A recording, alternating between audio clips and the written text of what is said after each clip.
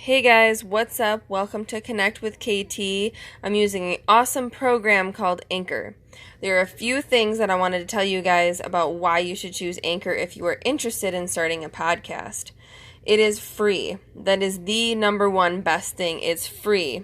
They have creation tools where you can record, you can edit your podcast, you can add music, you can change it up.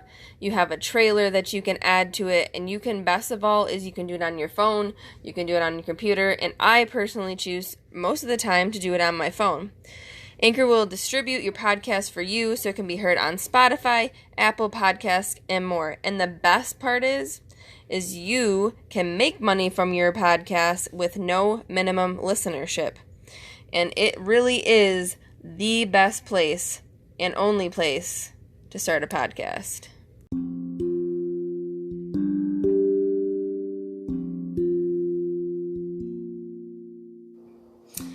Hey guys, good morning. So it is Tuesday, June 2nd, the second today of my round of, or I wouldn't even say my round, my podcast series where I come on 3 times a day. I'm really pushing myself to get up and give you guys some important news. So this morning, let me guys remind you that on Tuesdays and Thursdays I talk about health, cannabis, and some education. This is both for adults and children, just some important information. You know, things that I think you guys might find beneficial, things I find beneficial. I went to college for a long time, if you don't already know, and I'm currently on a 90-day thyroid rehab. And so I've been sharing my journey with you guys, and also kind of that's why I chose health, because health is very important to me now. It never really was before because I didn't really care, and now I do care. I should have cared before, and I'm regretting that I didn't care, because now I affected my gut so much that, now I have issues that not only are in my gut but the rest of my body, like my thyroid. And that's what I wanted to talk to you guys about this morning, was your gut health. So if you guys don't know already, 70% of cells that are in your gut wall actually are making up your immune system. So 70% of the cells in your gut, think about this, are making up your immune system. And having good gut health, this is good for your homeostasis, so your balance in your body, right? And so this means that everything pretty much starts in your gut. I know you've probably heard this, but this is real life. This is true. This is facts. It all starts in your gut, what you consume in your body on a daily basis. Your stomach is the first thing. It soaks it all up, and then it sends it to the rest of your body. And a lot of people are always thinking they need to take medication to, get to specific areas in their body. And again, I'm not a medical doctor, but, they take this medication to reach specific areas in their body, and they're not understanding that the problem could actually be coming from their gut. I've read a lot of books, asked a couple doctors myself, what is it true? Does it really start in their gut? And a lot of people, and they're really starting to figure out that that's, where a lot of these sicknesses and stuff are coming from, because people are consuming the wrong foods, inappropriate things being injected in your body, all those things. So really, to start with your gut health, you have to change the things that you eat. You can't be smoking cigarettes. Everybody knows smoking tobacco or cigarettes is bad for you. I don't need to touch on that. Organic fruits and vegetables. If you do buy non-organic fruits and vegetables, unfortunately, you run the risk of having the fake sugar, the pesticides, all those things that are your gut is just gonna soak up, and then it's not gonna increase your immune system at all. And especially during, these times right now, everybody's looking to boost their immune system. They do say that you should exercise regularly, but I gotten from several yoga instructors, and even my doctor herself told me that exercise was actually not, vigorous cardio exercise was actually not going to be beneficial for me but deep breathing and yoga, because, there's a lot of other pains that I have. And I also found, that this deep breathing and yoga has helped my gut health. It's helped me not have stomach aches or, be gassy, bloated. I have everything you can think of, heartburn, burping all the time. It's annoying. And when I use that, and I found that other people find that yoga is very beneficial in their gut health as well. I've talked to several people, and it's important for that deep breathing. The deep breathing, the oxygen for your body is nothing but good for you. Suggest if you don't drink alcohol, if you are going to drink alcohol, try to drink wine, because that comes from fruit. And, the other, really, alcohol isn't good for you. Everyone knows that too, but, nobody's ever really going to stop drinking. Everyone's not ever going to stop drinking. So, unfortunately, we have to be, a little bit,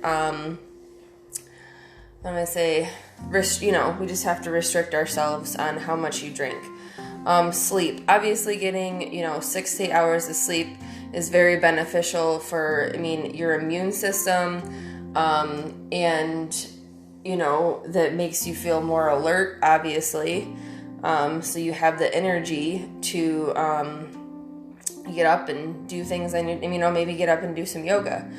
But sleep is very important for multiple reasons.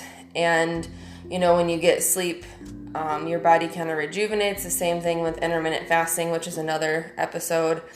And a couple of foods to avoid, and I mentioned this before, when it comes to your thyroid health, pork is extremely bad for you, extremely bad for your gut, your body, your bloodstream, everything. It has so much fat in it. It takes your body almost 16 hours to break down the fat, which I think is just downright disgusting.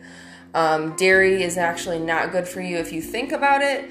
If you really think about where dairy comes from, and not to be gross, but, when a baby is born, they have the mother's breast milk, and then it's only for a few years, so they get the nutrients.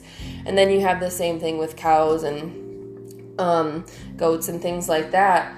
But you have to remember that, this isn't just like, it's not just milk. When it comes out, it has nutrients and all kinds of other enzymes and all these things that are essential for growing, right? For getting stronger. So as a human, that's what babies need. So when you get older, these things are not as important. The dairy is not as important. Those nutrients and all that stuff is not as important to have, because you kind of already had it, as a younger child. So then as you're growing up, your gut changes, and you need different nutrients, and you need water. Out of all things, you need to be drinking water. That is like hands down the best thing. At least 3 to 4 glasses of water, 8 ounces of water. I will tell anybody that. Staying hydrated. If I don't stay hydrated, I get a terrible, terrible headache. So just remember that. And not to go too much back on, doing dairy and it not being good for you, but just remember, that it's not really like cheese and milk, like the 2% milk. It's not really like organic. So, it is, but it's not, and it's not giving you, it's just really what it is it's not bad for you. I'm not saying that it's bad for you, but it just doesn't serve you any purpose. Like just drinking milk just doesn't serve you any purpose. You can get calcium from lots of other foods. It's good to know. And then garlic is always really, really good for you, for your stomach, and onions, believe it or not. If you can handle onions or garlic. I cook the crap out of both of those, so it's easy for me to eat those. But if you guys are interested, that was something that was suggested as far as like keeping your gut, kind of like cleaning your gut out. So when you have an imbalance in the gut, this, obviously your immune system is going to be dysregulated, and this in return, causes the autoimmune and inflammatory dysfunction. And a lot of people, like I said, for my case, it was, I was told my thyroid was dysfunctional, but really what it is I was filling my body with all this crap. My gut's like, you suck. I'm going to make everything else in your body miserable. And that's pretty much what happened. So that's why health is extremely important. The gut prevents your body from infection. You need to have fiber. And how do you know? So the other question is, how do you know your gut is unhealthy? When you're getting an upset stomach, you're bloating, heartburn. Yes, I've had all of these. I still do. I'm in the process of learning. High sugar diet. We all know sugar is bad. The natural sugars that come in all organic fruits are good for you. I don't care what anybody says. The natural fruit that comes from the ground, that's grown, that stuff is not going to hurt you. Sometimes, we do have allergies, so obviously that's completely understandable. Maybe we just really hate the taste of it, whatever. And also weight changes, you're fluctuating in weight, which I've had a problem with. Sleep, restless sleep, not getting enough sleep, you're just not sleeping. Skin irritation. This can be a multiple of things like breaking out, dry skin, eczema. You have a food intolerance. And then some things that can actually weaken your gut is alcohol, eggs, gluten, red meat, soy, smoking, and dairy. So just to keep in mind, like I said, I mentioned this to you guys already, which alcohol is really not good for you, but unfortunately it's always going to be here. And, soy, and I think I said this in my other one with the thyroid health, soy actually messes with your estrogen levels, which is in return mood swings. And I can tell you that I tested that personally for myself. I checked the labels on a couple of food products that had soy, kind of tested out my attitude, and once it was starting to get processed, I noticed I really had a change in my attitude, a serious mood swing. That soy stuff is real. I cannot do soy.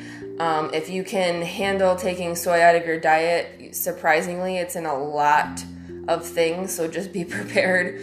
But if you can cut that out, if you can cut those things out, eggs do have beneficial effects. If you're somebody who doesn't really struggle with inflammation or upset stomach, then eggs aren't necessarily terrible for you, but they really suggest to not eat them. And I gave you a couple reasons, but they just don't do anything for you, along with the other things that I said, the gluten and smoking and all that. It literally does nothing for your body. So I figured, like I said, I'd hop on here this morning and give you guys a little bit 411 on gut health. I think it's really important right now because people are a little freaked out with the coronavirus. I appreciate you guys hopping on. Questions, comments, you can reach out, email me, call me, whatever. Much love, guys.